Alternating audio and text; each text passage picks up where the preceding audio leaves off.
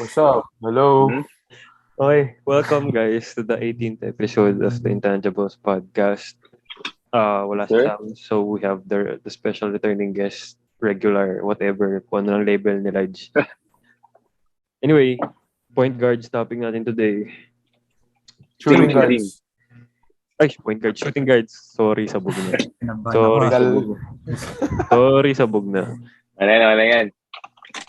Huwag niyo na yung pansinin masyado si Byron kasi nagluluto siya ngayon. Talaga. Byron. Ano Anyway. bad trip po na.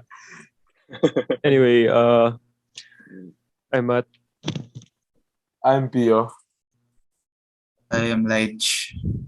I'm Byron, Carlo, Aquino, Leuterio. Welcome to the 18th episode of the Intangibles Podcast, Shooting Guards Edition. Yes, saktong-sakto kasi mag-playoffs na at yun naman magiging topic natin. Also, magkakaroon tayo ng special guest for that, guys. So, abangan nyo. Isa pang legendary, analyst yun. May mga hot takes din, malamang yun. Anyway, siguro simulan natin sa good shot, bad shot. It's about the current finalist of the seasonal awards. Siguro unahin na lang natin si Marcus Smart. Kasi nanalo na siya. Nanalo na siya. So, good shot, bad shot na dapat ba siya yung nanalo ng Dipoy. Ako simulan ko na kasi personally bad shot yun for me. Kasi dapat Michael Bridges, hindi naman dapat, pero si Michael Bridges yung boto ko. Obvious naman yun sa laro niya this playoffs and buong season na kung ano talaga yung impact niya defensively. And nag-up talaga yung level niya from last season. And of course, feeling ko di si Marcus Smart yung Dipoy ng team niya, which is di ko na yung masyadong i-explain para masabi rin ng iba. Kaya feeling ko si Michael Bridges dapat. Pio, about you, man? Well, para sa akin, agree ako kay bad shot. Considering na yung kalaban niya is Michael Bridges and Rudy Gobert na for the whole season nilang ginagawa yung job nila. Alam naman natin first naman ginagawa ni Marcus Smart. Well, pero, hindi naman sa ganun. But kasi alam naman natin, first half ng season, ang lala talaga ng Celtics. Sobrang lala. Tapos, well, for me kasi, second half ng season, dun sila nag-click. Number 1 sila on offense and defense. So, nag-ride lang yung NBA dun sa hype or sa storyline na yun. Napag-usapan namin ni Byron kanina. Parang unfair naman since, yun nga, Mikal at saka si Rudy, they've been playing, excellent defense the whole season. Tapos porket, bandang end, biglang nag-click si Marcus Smart. Like, nag-agree kami, like we talked about it before, na if may Dipoy dapat sa team nila, si Robert Williams yun. Over Jalen Green. Marcus Smart. Layo, no? Layo. Kabayan talaga, Pinoy pride ka talaga, Pio. Ayos ka. Siyempre naman. Ganda na po kami kasabog everyone. Ganda na po kami. My bad. Ikaw, bye. Bye. Bad shot nga sa akin in the sense na this tingin ko mas may deserving pa sa kanya. Personally, my pick was Bam Adebayo kasi I felt like he was the best defender na kaya niya yung mga ginagawa ni Marcus Smart at the center position na ganyan, like switches, guarding 1 through 5, kaya siya yung pick ko. Pero sa finalist, I really thought na si Michael Bridges ang magiging Dipoy kasi he's been consistent all year. And when you think of the Suns, siya yung talagang depends sa best player ng kabilang team. Yeah. Pero it was still a good shot kasi parang binibigyan na recognition yung mga guards as defenders, as Dipoy candidates. And feel ko good shot kay Marcus Smart kasi he's been doing this for so many years na. And ngayon na siya nagkaroon ng recognition, which is good for him. He deserves an award. Pero this year, maybe, iffy ako kung this year ba deserve niya. Siguro the same nanto kay yung All-Star selection ni Mike Conley para sa akin. Yung he's deserved it for years. Pero ngayon lang binigay. It's okay din naman for me kasi alam kong sila Bridges, ilang years pa lang din naman sila sa league. So, binoto namin ni Byron yun. Binoto naman si Higgins. Pero to give him credit naman, matagal naman ang ganun si Marcus Smart. Like I said before the podcast na hindi siya yung boto ko, pero to be fair, he's been a really good defender and Oo. napapakita rin talaga niya. Tsaka kung guard, as parang best guard defender pa rin sa akin, si Drew Holiday. Parang, I feel like he needs more recognition also. Drew Holiday, si ano pa? Speaking of best defensive guards, but si Jimmy Butler. Tybalt. Si Jimmy Butler. Tybalt. Kahit si Tybalt. Pero injured si Tybalt kasi hindi pala. Hindi siya nagalaro recently. Yung steals leader, alam ko, napakagaling din sa defense din. Sino? DeJounte Murray, ibang klase yun. Defense kasi, wala. Steals leader yun. Pero reportedly, he's the first, si Marcus Smart daw, he's the first guard since Gary Payton to win Dipoy, no? So, sige, dahil ikaw hindi ko binasa nila yung narrative doon. Sige, yun nga. Saka nag-post din si Marcus Smart about that.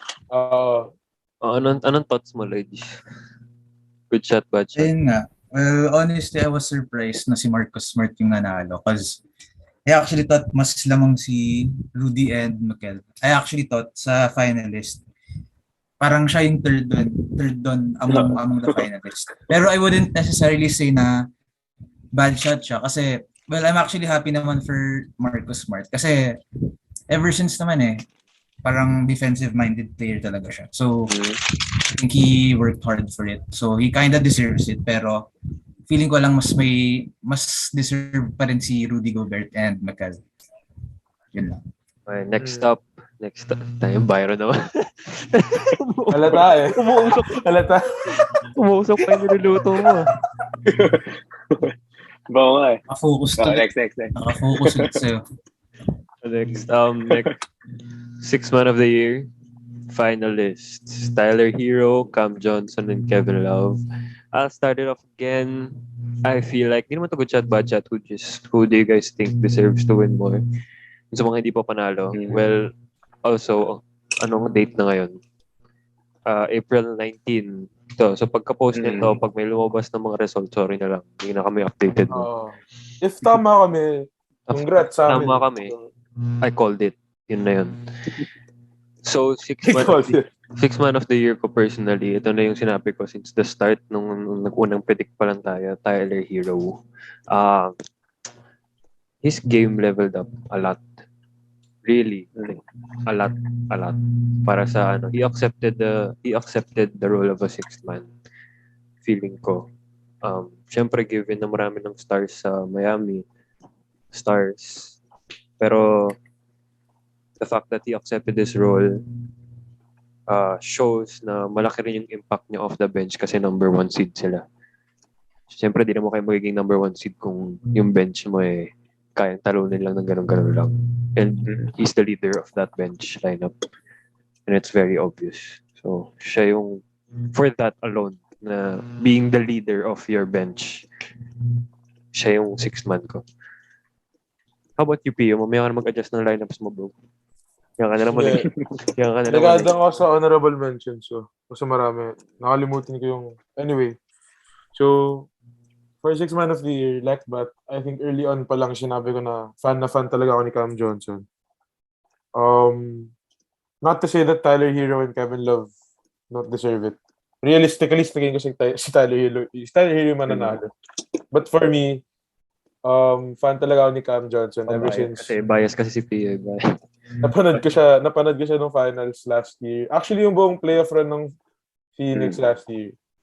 Parati kong I think nung nag-uusap kami ni Matt noon during that time, parati namin sinasabi. So, why does Cam Johnson come off the bench if he's that good, diba? I think siya yung best, at the time, actually, until today, siya yung best catch and shoot player nila. But it proves naman na they're number 1 in the NBA. Off the bench pa siya.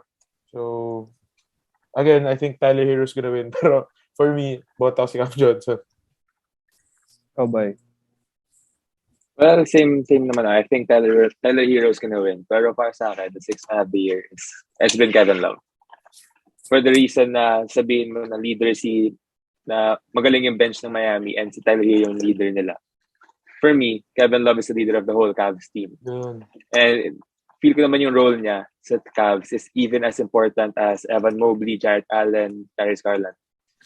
I mean, kahit yung stats niya, not that impressive compared to Tyler Hero, pero as a star player ng 2016 championship nila, now taking that reduced role to mentor the young talents to succeed. I mean, they've been the playoff hunt for all year, tapos sadyang nawala lang dahil sa injuries.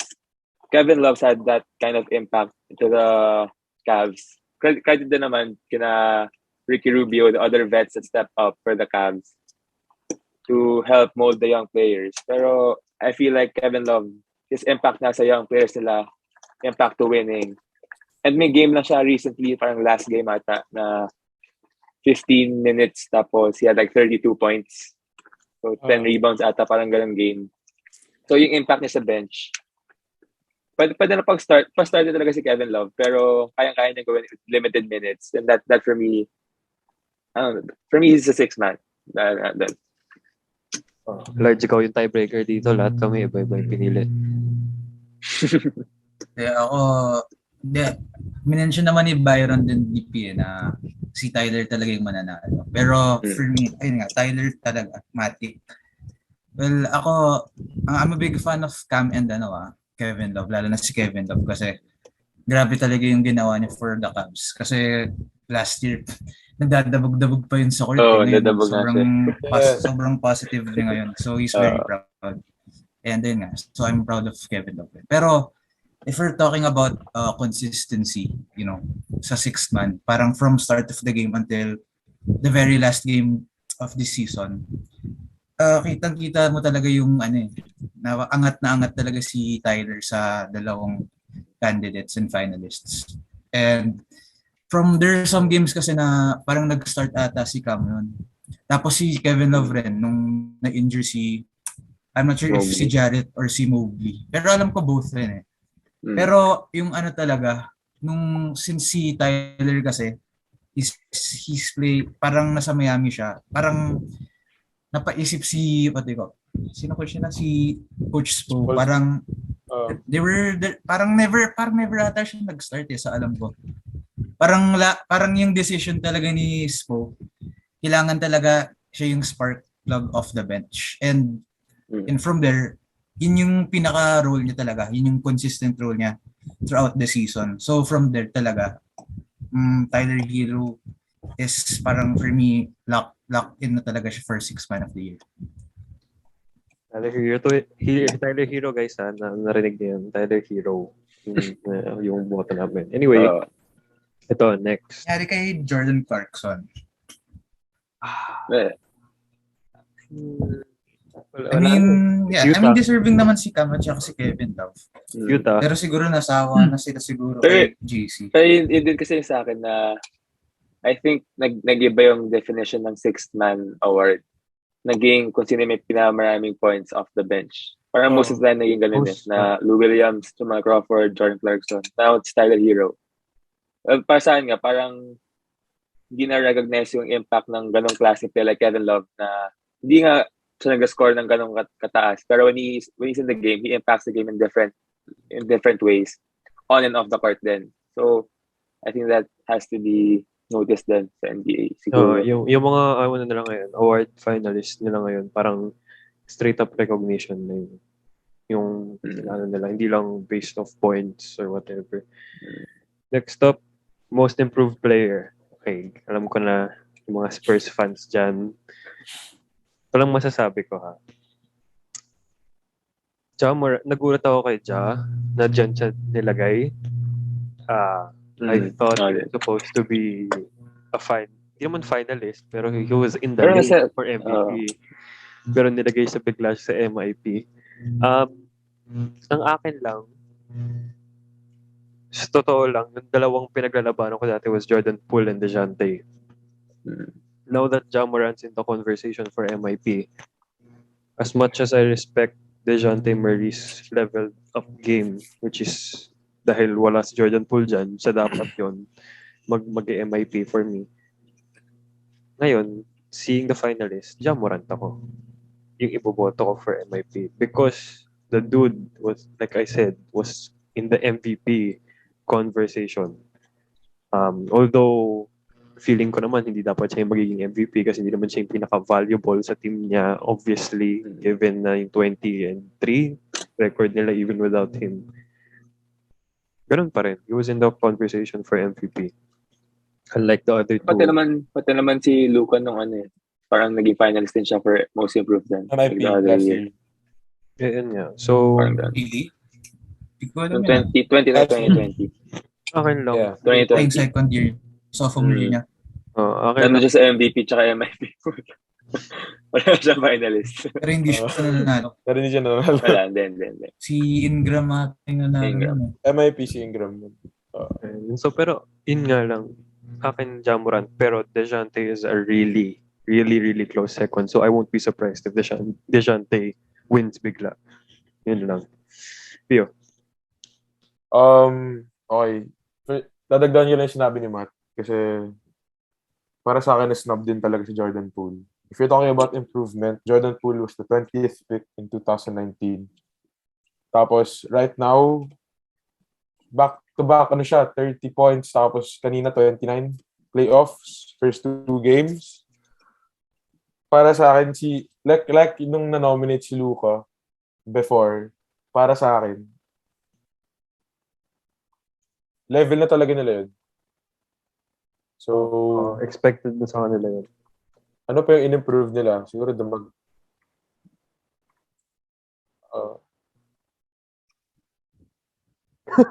Nangyari sa Pio. Kailang P. Sorry. Hello. Hello ka dyan, Sorry. Sorry. My bad. Pero yun nga, expected na sa kanila na level na yun. So, siguro nag-most improve si Ja, nag-improve yung record nila, second seed na, but I think Jordan Poole should have been there. Having said all that, so lahat ng candidates ngayon, so DeJounte Murray, Ja Morant, Darius Garland. Realistically ulit, mananalo siguro si Ja Morant dahil, yun nga, second seed sila ngayon. Pero, babalikan ko yung sinabi ni Byron dati tungkol kay DeJounte Murray, na from a defender, naging scorer siya. He made the All-Star. All-around siya ngayon. He made the All-Star team. Second din, triple doubles. So, since nandito naman si Laij ngayon, tsaka si Byron. Personally, I'd pick DeJounte Murray. Pero realistically, it's the thing mo nanalo si Jaffer. Byron? Kailangan mo ba kayong tanungin dalawa? Siyempre, DeJounte Murray. Pero tingin ko lang kasi dyan sa finalist. I think they just pick yung mga first-time All-Stars. Like Darius Garland, Ja Morant, DeJounte Murray. Kasi they made that kind of leap na they became All-Star players now. Pero we can argue naman last year na All-Star dapat si Ja Morant. Yung play niya, he should have been All-Star kung di na siya naging injured in the starting season. But I think that's just where the league is going. Kaya ba't sila nandyan sa finalist? But of course, for me, I still got DeJounte Murray. I think he will win. Kasi biglang mula nung nag-vouch sa kanya si Draymond, I think the league has put attention to his game. That's true. Yeah. And I just don't think na they'll give it to Ja Morant. Parang maraming reklamo. Kaya parang it's weird na they just give it to Ja Morant even though we all know that he's one of the top talents in the league. Even last year. Yeah. Reg.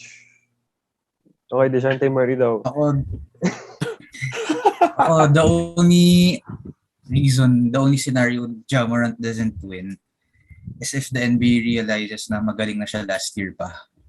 And then considering yung situation ni Luka yung minention niyo lang kanina, I didn't actually know that. If they realize that situation, that's the only time na hindi mananalo ng MIPC Ja Morant. So, hindi. Ako yung pick ko is DeJounte rin. Pero, since, we're hyping up Jordan Poole, I just want to talk about him as well. And the reason why he's not a finalist. Don't get me wrong, magaling si Jordan Poole. And yeah, grabe yung in-improve from last year. Pero the reason kasi na wala siya and he's not really high and he's not part of the finalist is kasi he got a huge break after the All-Star break. Na-injured si Steph. And from there, doon na siya nag-init. Nung before All-Star break kasi medyo may improvements pa naman compared to last year. Pero hindi masyadong maingay in order for the NBA to notice na he's part of the finalist. So yun rin yung naiisip ko na, yeah, I know, parang maraming Warriors fans na nagagalit na he's not part of the finalist. Pero for me kasi, if you want to be part of that finalist, dapat all throughout the season rin pinakita mo yung performance na yun. Yung after All-Star break kasi medyo mas onti yung games after All-Star break, no? So ayun lang. So na parang I just wanted to justify why Jordan Poole is not part of the finalist. So ayun, yung pick ko is DeJounte, pero yeah, I just wanted to explain that na bakit wala si Jordan Poole sa finalists. Pero mag-add lang ako dun kay Jordan Poole.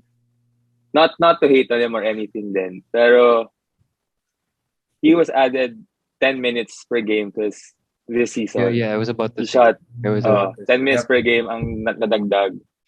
5 shot attempts per game ang nadagdag. I think he's just being more of a volume scorer kesa nag-improve siya. Dapat lang. I mean, yes, he worked on this game, pero yeah. Dapat talaga yung production. Pag ganun karami binigay sa yung opportunity. Dapat lang. Anyway, next natin is Coach of the Year. Now we got Eric Spoelstra, Taylor Jenkins of Memphis, and Monty Williams of Phoenix. I think Monty Williams is still Coach of the Year for me. Kaba na last season? No. He should have won. He should have won, yeah. He came up. Yun nga, I think Monty Williams is the Coach of the Year. For the simple reasons. 1, di sila natalo ng bubble. 2, because of that, the next season, dinala niya yung energy na yun, yung consistency na yun to the finals and got Phoenix to the finals. Pero hindi siya nanalo ng Coach of the Year. Right now, based sa mga finalists, actually kahit nga walang basis yan, I think Monty Williams should win Coach of the Year. He deserves it. He's been a great coach. Siyempre nakikita rin natin yung mga speeches niya sa yung mga locker room speeches niya pag nanalo or whatever. He is a coach. He is a player's coach. He is whatever type of coach you need. And I think Eric Spoelstra has been doing this for a long time. It's expected from him. I don't know if it's still considered. I mean, he's a great coach, but I don't think he deserves to be Coach of the Year just anymore. Kasi may mas level up na sa kanya. And Taylor Jenkins, no offense to him, binuhat siya ng mga player niya. He's a big deal to making whatever Memphis is right now. Developing the talent that they have and the confidence that each player has. But you really have top talent on that team and you should perform that way. The thing is, pwede siya maging Coach of the Year kung hindi this year. Kung hindi siya this year, nakalaban niya si Spoelstra at si Monty. Yun lang. Pio. Well, para sa akin, last season pala, I said that he should have won Coach of the Year. Yung single season turnaround ng Suns from bubble team na ninth ata. No hit na. Ninth ata. So, tapos including na this year, proven it's their best season ever, franchise history. Most wins nila to. The Suns have not only improved, but I think they have cemented that they are the best team in the NBA right now. And that's all because of Monty Williams being a big part of how they run things. Like, how he utilizes players, yung defensive and offensive schemes niya. Nakakatuwang isipin kasi pag titingnan mo yung play ng Phoenix, lahat ng sets nila sa offense nag-uumpisa sa pick and roll. As in, nagva-variate lang talaga siya sa pick and roll. Matt, siguro dapat tayo ginawa natin yun. Pero anyway, pero nakakatuwa isipin na comparing I think he's the most complete coach of all the candidates. Coach po, I know he's a defensive minded talaga siya. He's a playoff kind of coach. But Monty Williams is different, bro. Like, he's just different. Bit different, dog. Okay, Byron. Well, to be honest, my pick talaga is Taylor Jenkins. You can say na binuhat siya ng players niya, pero I mean, if you compare yung roster ng Grizzlies sa Warriors, Mavs, sa Jazz, and they lost their star player for over 20 games. Wala si Ja Morant. It's been Desmond Bane, DeAnthony Melton, players that we didn't know who they were before they got to the Grizzlies. Ayan, yung mga yan. So na Dylan Brooks that we didn't even hear about before last year. Last year lang siya pumotok recently to be a top player for the Grizzlies. And I think it's the culture that Taylor Jenkins had. As well, siyempre kasama din sina Ja Morant, may influence doon. Pero to lose your star player for that many games and still have the second seed. And hindi lang siya yung nasa top sila tapos bumaba ng onte dahil nawala si Ja Morant. They were dominating teams without Ja Morant, the other star player. And the same can be said with the Suns naman, na nawala si Booker, wala si Chris Paul, they were still winning. Pero they're a proven team. They won last year. They didn't win, but they went to the finals last year, so they have that experience. And they have that unity as a team that they know how to play without their star players. The Grizzlies, we don't really know that. They're not yet proven, not yet. We don't know that they're a top team in the league, pero the record says otherwise.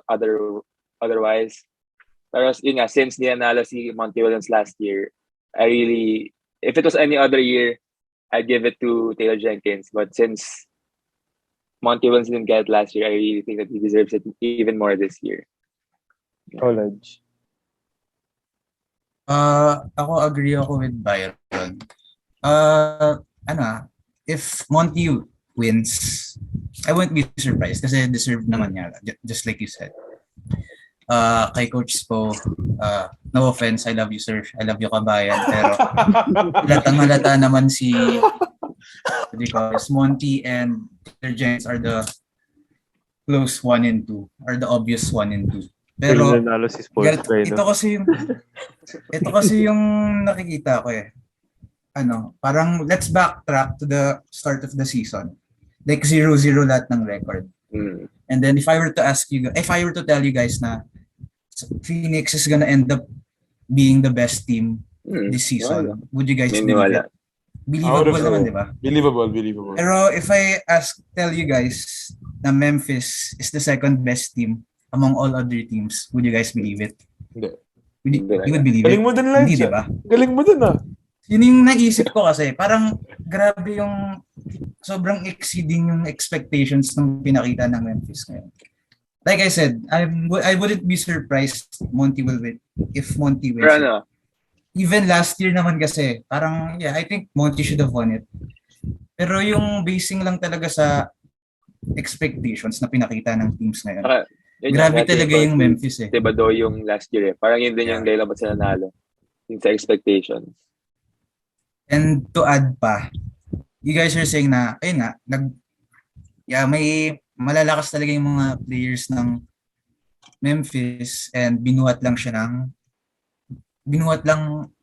ng players niya yung Memphis. Pero yung when Steve Kerr won the award, parang ganoon lang rin naman, di ba? Binuhat rin siya ni Steph. Well, to be fair, I didn't agree with him winning. So wait, kailan siya nanalo? So, saka hindi naman sina Steph, hindi naman sina Clay. First year niya, di ba? Hindi, second year. First year na. 2015. So, ayun. First year so, yun lang. Yung hindi siya dapat. So, yun lang yung basis ko talaga. Pawiin yung coach. So, I wouldn't be surprised talaga if Monty wins. Pero for me, yung bet ko is Taylor Jenkins. Just, yung based on yung start of the season expectations na parang di ko nga inisip na magiging playoff team yung Memphis eh. Tapos right out of the bat, they're the second best team in the NBA. So ayun. Tsaka, I got to give credit for Taylor Jenkins. Dagdag ng hindi kasama sa finalist. Pero Imedo ka for the Boston Celtics. I agree. Yeah, isa pa yan. Hmm? Yeah, I If forgot Marcus to Smart mention. Being, If Marcus Smart is added, he should have been added. ayun nga. You're kidding me. Sino Yeah, I forgot to mention that. Being a first year coach, syempre simula, he was a little rocky, medyo kitang-kita na kinakabahan siya ng konti. Pero as the season progressed, he knew what to do na. And he had his players, he built a culture, and tumasin yung chemistry, which was yun yung parang kulang talaga sa kanila last year. They didn't have that kind of coach. So I think he deserves a nod also. Yes, I agree. Yung partida daw. Iba pa yung... If Imi yung na-nominate instead of Coach Spo. Grabe ba isipin mo? Hindi, since Spurs fans kami. Mga apprentices ni Coach Pop yan. Taylor Jenkins, Monty, and Ime. That's true, bro. That's true. But Kaya pala sila Taylor Jenkins, Pio. Kaya pala yun yung pinili nila. no, but if Marcus I Smart, didn't even know eh. if Marcus Smart was nominated, bro, Ime Udoka should have been nominated. That's true. Ang galing. Anyway, I actually want to mention rin yung case ni Marcus Smart. I'm not sure if minention niyo, pero lahat ng mga players nila ng Celtics, kung di mo, if isipin mo, all of them are defensive guys. Kaya talaga parang naisip ko, parang sinabi ko, parang mas deserving pa rin talaga si Mikel and yung case Smart, the reason why he gets to switch to other defenders, kasi kaya din ang mga kampi niya. Kaya yun talaga yung defense nila sa team. Hindi yan naman dahil sa kanya. Kaya siya number 1 defensive team. Anyway, let's make this quick dahil nagabi mo pa ito si Laij. Kaya nating mawala siya sa presence natin kasi ang gaganda ng mga takes niya. So next tayo, Rookie of the Year. Alam niyo na yan. Nako. Real talk. Rookie of the Year, Cade, Evan, Scotty. I think Evan Mobley, bro. Like, for me, Josh Giddey, bro, kung hindi lang siya na-injure. Ito, aminin ko, if hindi siya na-injure, I think he probably would have been a finalist. He would been a I'll agree with finalist. that.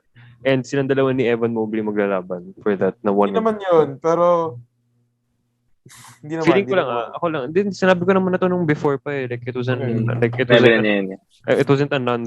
non-biased thing. It was gonna be either Evan Mobley or Josh Giddey for the Rookie of the Year. And since wala si Josh Giddey dito, malamang si Evan Mobley na yung boto ko. Okay. For me, Scotty Barnes is proven pero and also si Cade kasi medyo underwhelm ako sa performance niya this year. Expected dapat kasi sa first overall siya.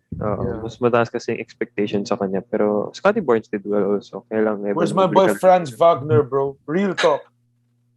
Wala. Wala talaga yun. Kung ito yung mga kalaban sa top position ng Rookie of the Year. Si Jack Landale wala. Nak ng pucha. Wala si Jack Landale, Byron. My goodness. Si Joshua Primo. Rookie yun Joshua Primo. Jack. Ano sino yun? Ano pang rookie? Si Joe Wieskamp ba yun? Wieskamp. Alam ako magaling eh. You know, pala. Kaya kinakabahan ako sa NBA draft this year. Byron eh. Takot ako. Hindi alam ko hindi daw malakas yung class this year. Malakas until like 6th. It's top heavy. It's top heavy. Top heavy.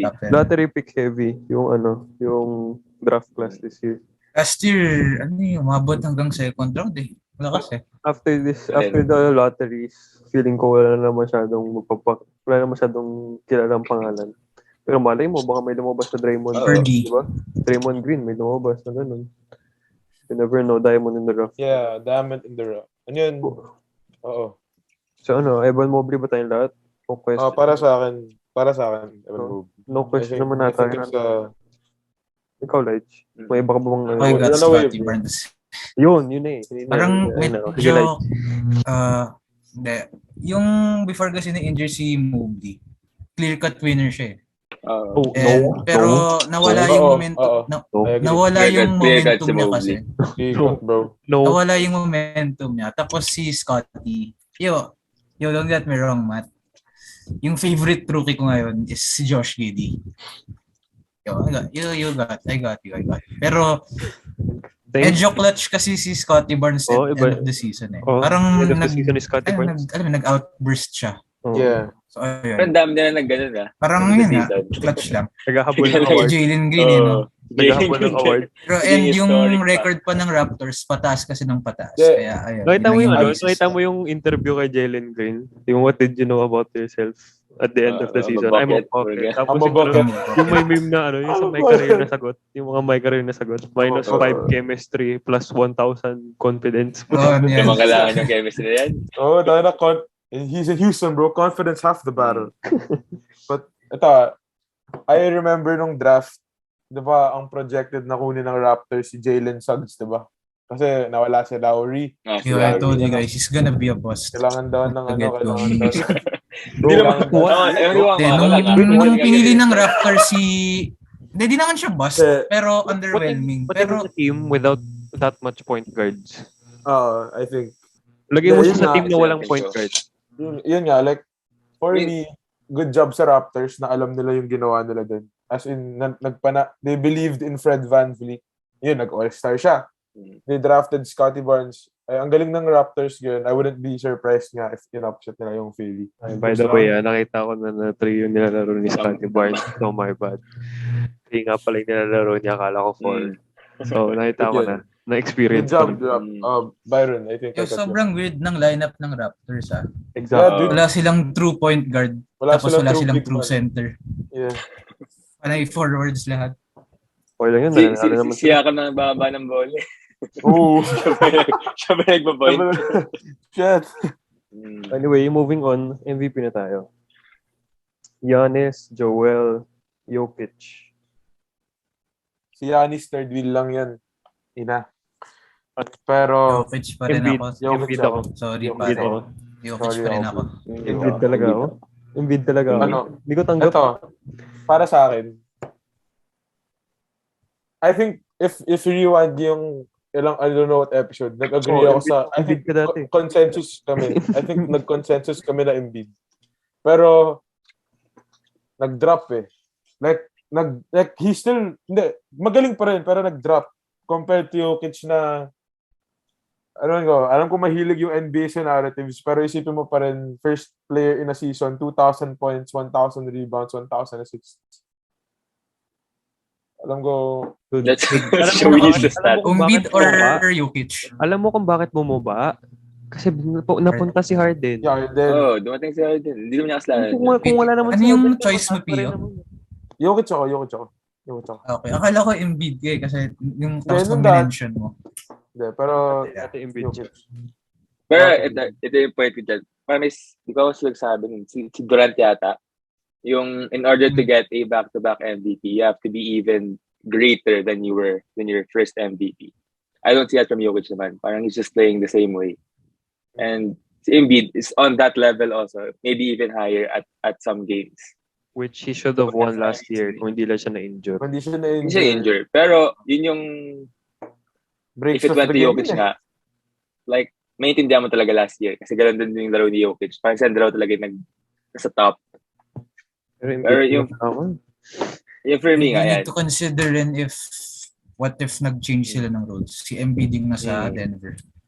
Ito na lang. Parang siya lang yung one-man army lang. Pero Jokic pa rin talaga. Kaya rin niya. Parang naman Embiid. Pinakita rin naman niya. Wala pa si Harden. Yeah, he would have produced more than Jokic for me. Probably. Pero na lang siguro assists. Pero ganoon naman talaga yung basehan ng MVP Malaking chunk na dun yung points. Stats. Hindi nakasama yung scenery ng team. Pero okay, go.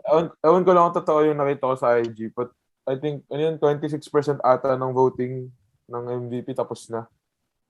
Ewan ko lang kung totoo yun. Embiid yan? Pero runaway winner si Jokic sa 100 votes. Hindi, dun sa ewan ko nga lang kung totoo yun. May nakitang ganyan. Hindi lang ako sure kung totoo nga. Yeah, pero out of 100 votes, ang nakuha ata niya 80. Tapos 15 kay Embiid, tapos 5 kay Giannis. Parang ganun. It can't be a runaway, bro. Like, accepted ko pa kung sinabi mo. Dun pa lang. In that stat. Yeah, so far, runaway na siya. Pero syempre, hindi pa natin alam. Pero, I mean, all props to Jokic and Embiid. Pero Giannis, when he's playing against another MVP candidate, he's really dominating them. Parang he's the best player.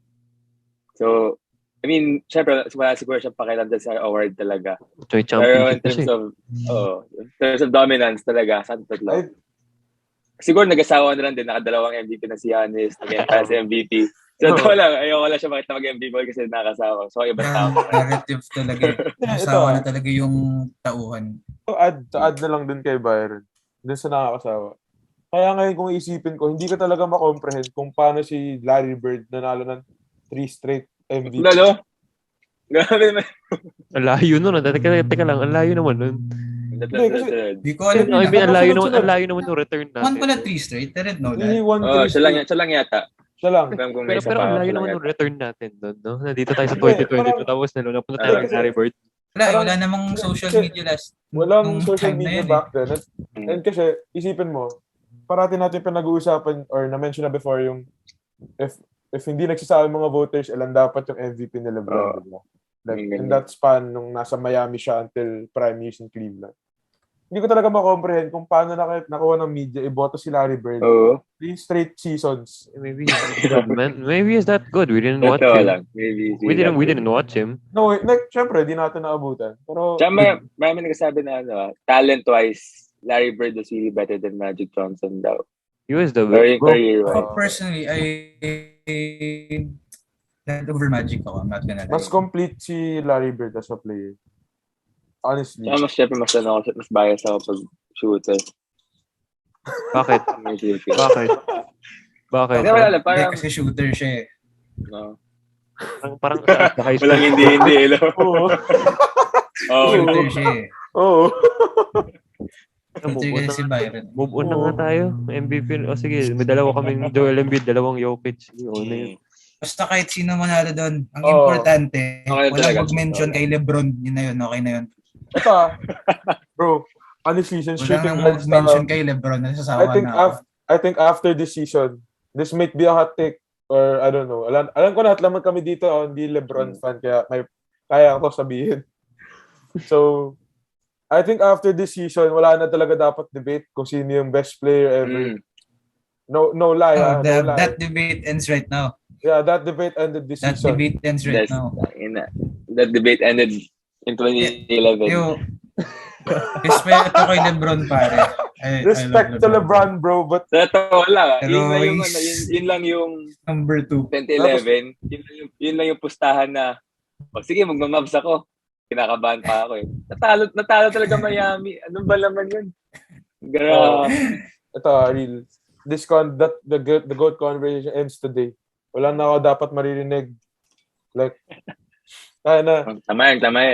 Sayang mo na pa yung Samson. Young Sams, bro. Dahil wala ka dito, wala kang magagawa. Wala kang magagawa. Nasabi ko yun, bro. Sam's is GOAT James yan eh. Wala. Just a kid from Akron yan eh. No more GOAT conversation. Wala na, bro. Mr. It ends Young talaga. Sams. No fucking hate. But no way, bro. No fucking way. Binuhat lang naman siya ni D-Wade. Gagayahin ko si Pio. Speaking of D-Wade, we're talking about Yan! Ganda rin transition. Dapat nakita mo yun natin. We are gonna talk about, at least ako D-Wade sa NBA rin. Yung ito, Dave Deponso to Tyler Teo. Ganyan yung mga Dave Deponso to LeBron James. Tapos Tyler Teo to mga top point guards. At least ako malapit-lapit naman ng konti. Panis. So Dwayne Wade is in my top all time, which is yun yung pag-uusapan natin right now. We're gonna talk about the top 10 all-time shooting guards and top 10 all-time top 10 shooting guards of this season. Sige, sarap ng kaya mo dyan, Byron. Anyway, unahin mo natin yung all-time. Unahin mo natin yung all-time natin. Is it? Like the usual. Like usual. Sabihin natin yung 1 through 5 natin for all-time. Sabihin natin lahat nun. Tapos saka tayo mag-isa-isa pagdating sa 6 to 10. So, sino ba huli? Alam mo, Laij, mauna ka na. Since ikaw yung guest natin. Sabihin mo lahat ng 1 through 5 mo sa all-time. Naku, 1 through 5. In order, please. All time, sige. Sige. Si-search muna niya. Siyempre na yan. All time. Number Well, one actually, sinulat ko na kanina. Pero ito, Sabihin the list goes, number 1, MJ, of course. Tapos, second ko, Kobe. Hmm? Then, I got Wade at 3. Mhm. Then, Iverson at 4. Fifth ko, ito mahirap eh. You got guys like Harden, Reggie Miller, at saka Clyde Drexler. Hindi ko ako sure kung sino pipiliin ko doon. Hindi yung order ko. Kailangan mamili ka talaga. Kailangan maliban. Kita nga Harden na nga lang kasi Ito, nanalo ng MVP eh. real talk. Feeling ko kami ni Byron, same kami. Sige, Byron, ikaw mo. I think na-mention na to dati. Ano mo next, Byron? Kasi mo okay, Laij. Harden pang 5 mo. 5? Harden pang 5 ko. At mas, parang nasabi ka to sa isang episode na I think Harden should have 4 MVPs by now. I think I said in one episode, 2015, 2017, 18, 19. That was all, for me, James Harden should have been MVP. Historic 2017 season ni si- Westbrook. Oo. I Harden mean, ako. historic, pero ginawa din niya the next season eh. So yun yung parang sabi ko na, Yeah, pero MVP Ayaw, siya di next na- season eh. MVP na si Harden Wala. next season. no. MVP mo. Nag-triple-double din na average si Westbrook the next season. So hindi siya parang, Hindi alam siya natin lahat na ano. kaya niya.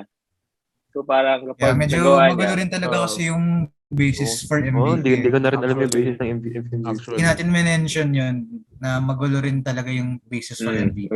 Talaga That's the sobra. only Nag-iiba-iba. consistent thing. Oh, Pio, ikaw naman. Okay, for me, same ako kay Matt, kay Laij, tsaka kay Byron, 1 through 4. Actually, I think consensus naman yun sa lahat. Oo, Except ako rin. Samson. Include yung ano Except them. dito. I-play mo yung ano dito, Matt. Yung Harden is the 4th greatest shooting guard in my opinion. Between them. But I think Clyde Drexler is my 5th. He has an NBA championship. And if you wanna talk about yung missed MVPs because of how many players, ito na lang. Clyde Drexler was the runner-up to the MVPs won by Michael Jordan. That's one player. He was one player away. Compared to Harden. No, wait naman kay Harden. Harden is my 6th. Sasabihin ko na ngayon. Pero Harden lost what? Twice to Steph Curry. Once to Westbrook. Twice to Giannis. Clyde Drexler was one player away. For how many years? Second in the league in scoring ata. Nung nasa Portland pa siya bago siya mag-Houston. So that's why I have him 6th. And a 5th. That's my NBA championship. Siya talaga yung katapatan ni Nick. Siya yung ni MJ talaga. Which is why siya rin yung 5th ko. Although hindi close, pero siya lang yung nakakapag-compete. Oo. It wasn't close. But it wasn't close. Only one No, sa there. totoo lang, Pero wala it nang really one. was. It was close until nag-finals na. Tapos, Wala na. Dinurog talaga ni Jordan. Yun yung mga yung mga times na gumagawa na si Jordan ng mga kung ano-anong senaryo sa ulo niya para Guys, magagalit. Pag sinasabi namin na maraming hindi nag-champion dahil kay Jordan, marami talaga. Marami rin hindi nag-MVP dahil sa kanya. Marami. Yeah, tsaka hindi sila magaling. Sadyang Magaling talaga may Michael sila. Jordan lang talaga. Tulad Lang mo yung naiisip tuloy ako. I don't think Since Which is Bago why maraming hindi nakapag-champion. which is why hindi nasa GOAT conversation sila. si LeBron. Ito. Ang inisip ko kay Bago kay Lebron, Laij, marami nag-champion dahil sa Dahil kay kanya. LeBron. Dami Dahil kay nga. LeBron. Either opposing or teammate. Oh, Grabe ito. yan. Ito. Si Jordan, lahat ng kinalawin sa finals, honestly, para sa akin, lahat yun talaga yung best possible opponent. Yep. You can talk about yung Magic Johnson, the Lakers in his first finals, gago hindi sila matanda. As in, na-injury lang talaga sila. Hindi sila matanda. no. MVP lang the year before si Magic eh. Hindi naman siya out of his MVP prime. runner-up pa si Magic nung season na yun. Portland, marami nagsabi na they were the greatest 90s team, arguably, na hindi nag-champion. Band Utah. 93, si Charles Barkley yung MVP. Tapos yun, tinalo nila Supersonics, Utah twice. Marami nag-champion dahil kay LeBron. Si Dirk nag-champion dahil kay LeBron. Just sa mga nagsasabi na in level of competition, kaya lang sila hindi magaling dahil hindi sila nanalo. All because, the Chicago Dahil kay Jordan. Michael Jordan. Dahil kay Jordan. Yung iba nagmumukhang magaling dahil kay LeBron.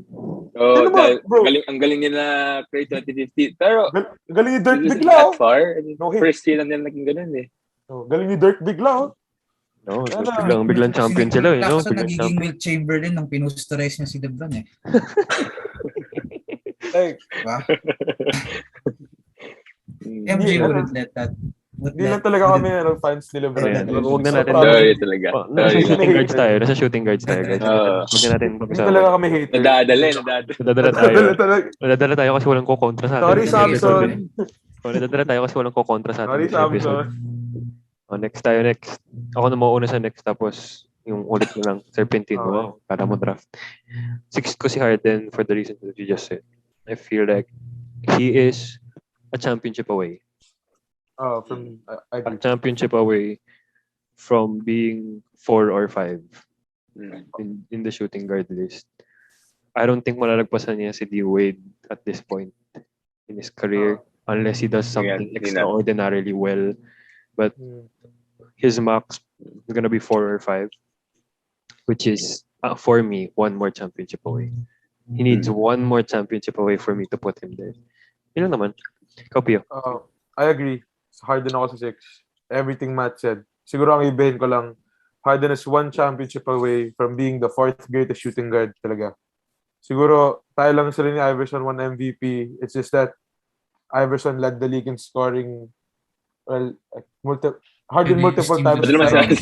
Multiple times din naman si Harden. Pero, wala. Iba talaga si Iverson. Nag-final si Iverson. Iba rin yung impact ni Iverson kasi. Well, hindi naman ako kasama noon. Pero sa mga kabataan, iba yung impact niya. People started doing braids. People started doing braids, wearing headbands. You know, siya nag-post ng baggy shorts, di ba? Baggy shorts, all of that. So, para sa akin, Harden is 1 championship away from being 4th overall. You know, like Kobe, Jordan, and Wade, wala. League Lock sa head na talaga. Yan, lock na yun. Nasa lock, bro. Yan ba ya? Nga, sobra. Dahil masarap yan, Byron, ikaw na. Sige. 6 ko, Clyde Drexler. Parang nag-interchangeable sila with Harden for me. Pero I think it's because yung decline ni Harden. Like, sabi sa MJ, ito nagsabi na you have to finish the process. Na you can't just decline biglaan na ganyan. And that's why Harden is hard to put nasa 3 na kasi biglang hindi siya gagaling. Parang ganyan din laro niya. Pababa na ng pababa. Siyempre, ayun namin sabihin yun, we would love to be proven wrong. Pero at this point, looking at it, talagang... Pero if you were doing this list, 2019, 2020, iba pa yung Harden na yan. As in, iba talaga. For me. Pero sakto lang din ngayon kasi malamang patapos na career yan in a few years. Laij. Wait lang, 6 lang ba muna? 6 muna. Sa kaning 7th. Isa. Ayan, I got Clyde kasi Harden ko is 5th. Well, ayun nga, since nakapag-champion si Clyde. And second lang siya, second best SG siya behind MJ nung time na yun. So, yeah, well, yung debate kasi for me, Clyde or Reggie Miller. Ako kasi, parang talaga for me, Clyde talaga kasi is more of like a budget MJ talaga. Samantala itong si Reggie Miller, parang siya, more of shooting lang talaga yung pinaka, alam mo yun, yung pinaka signature niya. Pero he's still great, pero I'd still pick Clyde over Reggie Miller. Ikaw na rin magsabi ng 7th mo, Laij. Miller. Okay, ayun. Speaking of Reggie Miller at 7. If Steph Curry didn't exist, he's the best shooter of all time for me. I mean, Ray Allen is there, pero I still got Reggie Miller as the second best shooter. Magkakaiba na tayo pagdating dito. Iba yung magiging 7 ko. Anyway, go Byron. Yan, 7 ko nga Reggie Miller. Just because I think sa list ko, he's the last na ni-mention ko na that really carried the franchise for that amount of years. Na nag-finals, was in the running. Also, di na pag-finals sa 90s dahil nga kay Michael Jordan. Kaya din yung reason. Pero, the 1998 na team if you watch the Last Dance nga, yung 1998 team ng Pacers, that could have been potentially the NBA Finals na rin. Kaya ganun sila kalakas. If they won, they might have won it all, the championship. So, Reggie Miller. Tsaka syempre, bias ako. Si parang Reggie, baka magalit. Diba? Magalit din si Reggie sa akin. Parang Reggie. Ikaw, Kim. Reggie Miller. Tapos add na lang ako din sa... I'll add to what Byron said. Yun nga, speaking of the Last Dance 1998, the Pacers were 1 quarter away. Hindi 1 game away, 1 quarter away from the NBA Finals. Michael Jordan said that aside from the bad boys, the Detroit Pistons, the hardest team he had to face was the Pacers. Ito na lang din. No other team in the 90s pushed the Bulls to a 7th game. Except, and like, for the Bulls to actually lose, then the Pacers. Like, you can say all you want about the Knicks and the Knicks. Yun lang naman talaga yung pang-competition nila dati. But the Pacers were 1 quarter away from winning. Si Reggie Miller, hindi siya nakapag-champion dahil kay Jordan. Siya mga biktima doon. And yun, siya yung first, I think, na he made 3-point shooting like legit na yun yung skill niya. Like other people like Larry Bird and Sinaran TMC, they could shoot threes. Shooter talaga si Reggie Miller. That's what he was known for. So, like Byron, siya na rin yung last talaga na nag-carry ng franchise sa list ko. Yeah, 7. Not. Ray Allen to. Pustahan tayo. I don't know if it's gonna be high for you all, man, but Spurs fans will appreciate. I put Manu. That's my good. I don't get me wrong. Sabihin ko na ngayon, 8 ko is Reggie. I put Manu 1 for championships. 2 for his bald ass head, joke lang. For being able to again change the definition.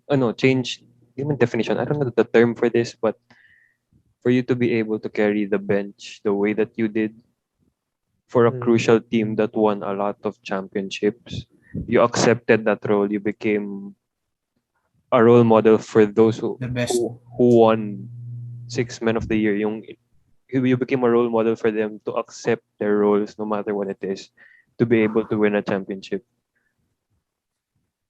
Yung impact niya na yun made him number 6 for me. You mean number 7? 7 for me. Number 7 for me. So yung 8 ko is Reggie Miller because yun nga, hardest team na nakalaban ni Jordan led by Reggie Miller. Who else? Hindi ko naman pare si Reggie, so okay lang ilagay ko siya sa ilalim ni Manu. Ikaw, Pio. 8. Ray Allen ako. Number 8. Kasi, yun nga, unlike Reggie Miller, well, si Ray Allen carried the Bucks, carried Seattle nung nandun pa siya. But he never took that next step. Pero the one reason why I can't put him over Reggie Miller kahit may championship siya is because hindi nga siya nag-carry ng franchise. Like, nung championship niya sa Boston in 2008, ma-argue ko pa na mas malaki yung part ni Paul Pierce and Kevin Garnett doon. Had the Celtics won in 2010, Ray Allen probably would have been my 7th kasi yun nga, siya nagbubuhat nung team na yun, 2010, kung titingnan nyo. Siya lang talaga siya lang yung consistently nakakapag-perform. But I have him 8th because, yun nga, with a championship, he retired number 1 in threes, but I can't put him up higher because the teams the teams where he saw success, as in playoff success talaga, hindi siya yung number 1 guy. That's mine. Byron. And same naman ako. Ray Allen, number 8 ko. Yung talaga reasons natin ng mga nina na he didn't really carry a franchise like Reggie Miller, Clyde Drexler with success na nag-finals. Even though nagpa-conference finals siya. Ray Allen was just not on that level na rin na would mag-finals or make it contender hanggang nandun siya. Pero just to defend him na rin, he was the all-time leading 3-point shooter. Pero he wasn't just a 3-point shooter. He was an all-around player talaga. He was a pure scorer, dunker pa, may mid-range. Pero of course, naging specialty niya nung nasa Boston na siya, naging third option na siya. And he also showed na he can take a lesser role, which that's why I put him above Manu din. Kasi yung ganang klaseng team player. Go, Laij. Ako naman, I just wanna say, Ray Allen is not in my top 10. Yung remaining top 3 ko sa shooting guard is this. T-Mac, Manu, and George Gervin. Yun yung tatlong ko nasa remaining nasa top 10 ko. Yung top 8 ko is si T-Mac. Had he not gotten injured, I think he's the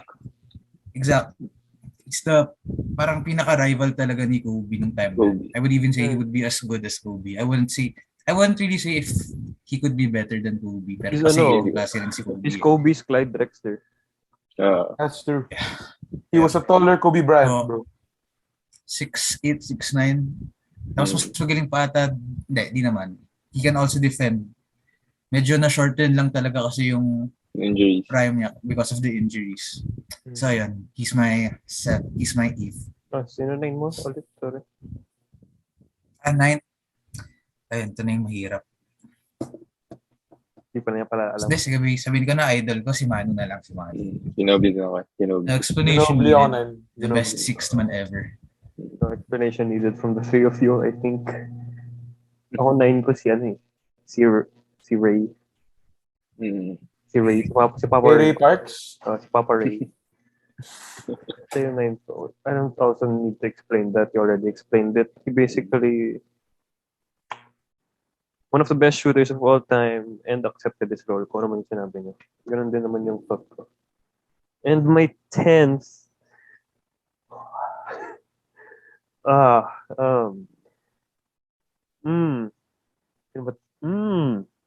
10th ko Jordan Poole na lang sabihin mo. Wild card number 10 Joe Dumars. Siguro biased decision na lang din yun. Kasi I love defensive players. I love the Bad Boy Pistons. Iba rin yung naging impact niya doon. Siya yung 1-2 punch ni Isaiah Thomas defensively. And he changed the game for a lot of players na nakakalaban siya.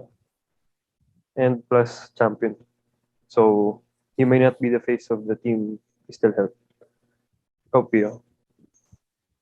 Well, Klay Thompson number 10. Pero honorable mention ko is T-Mac, Chris Mullin, and Joe Dumars. And Byron Scott. Sorry, my bad. Pero 10, Klay Thompson.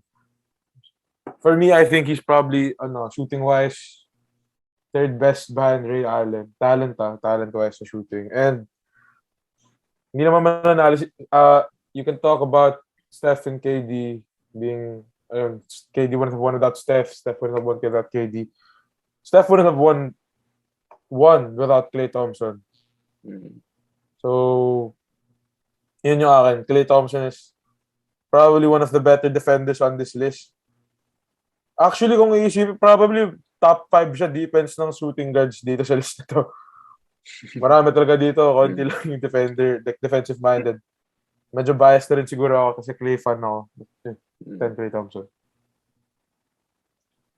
And same din ako, Klay Thompson number 10 ko. And same reasons, pero yun na medyo na-overrate ako na top 75 ganyan. When I go look at his career, he's only been really good for 5 years. And that's their 5 finals runs.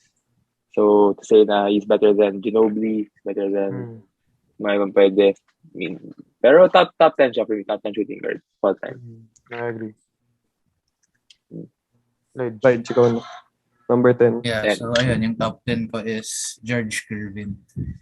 Honestly, di ako masyado nag-research about him. Pero I'm just a fan of his game.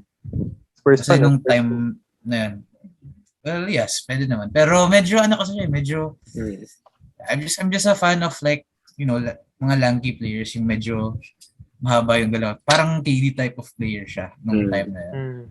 And he's one of the best scorers during that time. Nung hindi pa uso yung scoring. So yeah. He's in my top 10.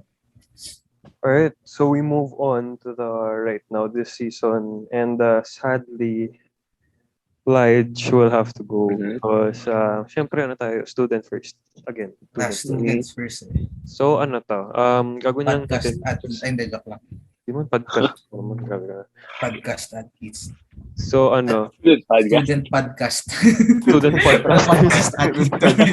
Requirement. Kind of bad. Students first before podcast. Yeah. So, sasabihin na lang muna nila yung top 10 niya. He's gonna be explaining, feeling ko naman, tama naman yung 1 through 5. It's gonna be unanimous na magkakaiba lang yung order probably.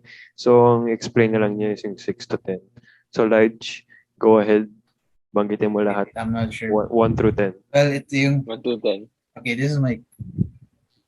In order. In order. Top to bottom, order. Hirap ito ah. Sige. Harden at 1, Booker at 2. Oh my gosh. Sorry, but I got D-Mitch at 3. Levine at 4. Jaylen Brown at 5. Ayan, yun yung top 5 ko. Okay. 6 to 10? Salamat sila. 6 to 10.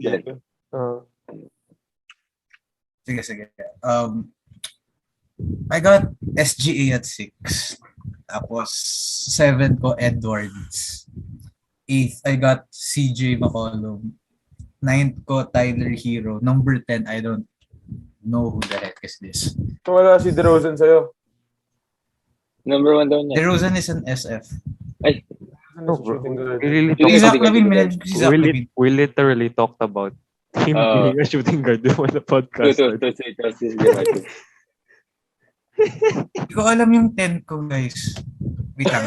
Search ako ngayon. DeRozan na lang sabihin mo. DeRozan na lang sabihin mo. Lagyan mo DeRozan sa DeRozan. Sabihin ko na lang si Devin Vassell. Ayaw talaga ni DeRozan. Guys, thankful ako na si Laij yung nasa... Is DeRozan? If DeRozan is a shooting guard, sige, top 10 ko siya. Pero SF kasi yung tingin ko sa kanya. Okay. Thankful ako for this episode. Oh, wait, top 10, Klay Thompson. Hindi ko alam sino eh. Hindi ko rin nilagay. Thompson or Jordan Poole, yun na lang. Alam mo, hindi ko na lang pa-explain sa yung 6 to 10 mo. Explain na lang sa akin kung bakit si Harden yung number 1. Kasi Donovan Mitchell yung number 3. What the fuck?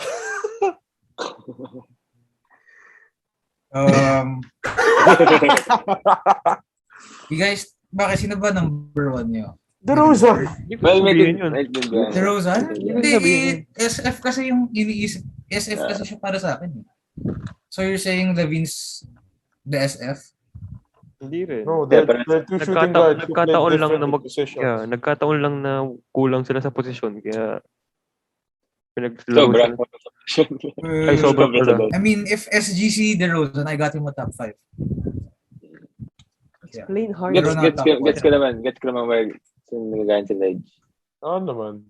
Bigla lang ako na siya. Kasi sa akin kung talent-wise nga, like, if I were to pick the best shooting guards, para saan, the best na pa rin naman tayo si Harden. As in, top name, top star. Pero this season. This season, hindi. Siyempre, siya yung best. Hirap eh. Current eh. Ay, okay. Sige, Laij. Thanks, Laij. Thank you for dropping by the podcast and filling in some spots. Talaga next week, maganda yung guest natin doon. Maganda yung guest? Try out. Magaling yung guest. Always try. Magaling yung guest. Sige. Magaling yung guest. Look forward to that. Thanks, guys. Thank you, Laij. Thank you. Guys, bye. Okay, now we're in the real conversation.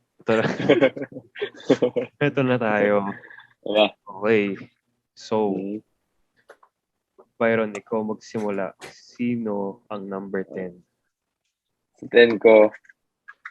Ito, kung babasa sa comments dyan, pat kami nag-aaway ni Saberi sa ano. Kasi sabi ko hindi naman siya gano'n kagaling. Ganyan.